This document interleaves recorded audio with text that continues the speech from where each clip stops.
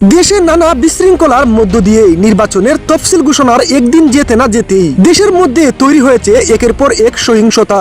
এবার ডক্টর ইউনূসের নেতৃত্বে সামনে 12 ফেব্রুয়ারির নির্বাচনের উপর আস্থা হারিয়েছে জাতিসংঘ, বরং তার পদক্ষেপগুলো চরম সহিংসতার দিকে নিয়ে যাচ্ছে বলে ভাবছে জাতিসংঘ। বাংলাদেশের গণমাধ্যমকে দেওয়া এক সাক্ষাৎকারে এমনটা বলেন জাতিসংঘের আবাসিক সমন্বয়কারী গুয়েন লুইস। শুধু তাই নয়, দুদিন আগেও আওয়ামী লীগের নির্বাচনে না থাকা নিয়ে উদ্বেগ জানিয়েছে জাতিসংঘ।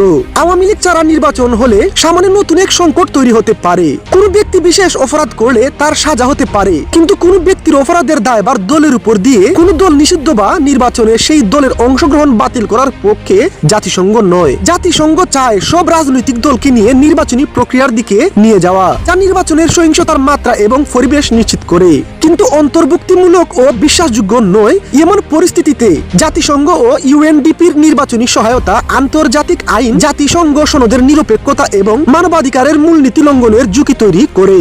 তাই জাতিসংঘ চায় অবাধ, সুষ্ঠু ও অংশগ্রহণমূলক নির্বাচন, যা নির্বাচনের পরিবেশ আরো নিশ্চিত করে এবং সহিংসতা এড়ানো সম্ভব। তাই অন্তর্বর্তীকালীন সরকারের কাছে এমন পরিবেশই দেখতে চায় জাতিসংঘ।